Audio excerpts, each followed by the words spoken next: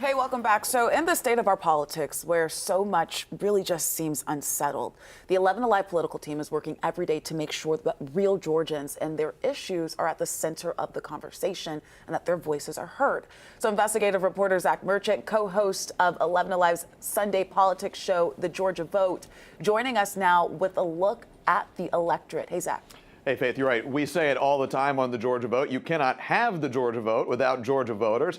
That's why each week in our Voice of the Voters segment, we give someone new the floor, and we let them share what is on their mind in their own words. And today, we meet Gwinnett County teen Brian Wynn. He just graduated from high school. He's headed to Stanford in the fall, and he's getting ready for one more major milestone.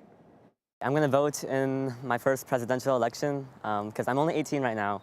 Your church is an important part of your life, right? Yeah, definitely. Like especially growing up in America, but from Vietnamese immigrants, like my church is like a community of other Vietnamese people that I can connect with. If you had to sum up how you look at the state of American politics at this moment, how would you describe it? Yeah, I'd say we're pretty divided. Do you ever look around and think, boy, where are the younger candidates? Where are the new faces? Definitely. I think that's that's a voice that a lot of people express. I'm really hoping we get some younger candidates in the next cycle. Is American politics in a good space right now?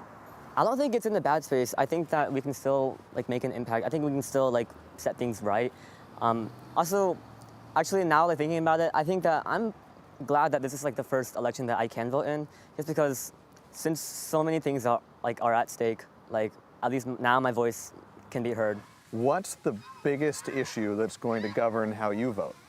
I think there's a lot of things that we should care about, from climate justice to gun safety to LGBTQ plus rights to reproductive freedoms. But I guess I'd say the one big issue that I do care about is I do really care about climate justice, about combating climate change, because it's something that I do care about. It's I care about sustainability, about making sure there's enough resources on this planet, for my generation. Still pretty young, I have a lot to live, I think. And also providing for future generations too. When you're thinking about the November election, what worries you the most?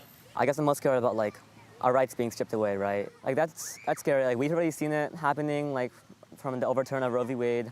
And I think this presidential election is pretty serious, because if it goes one way, then we could lose a lot. We always end on this question.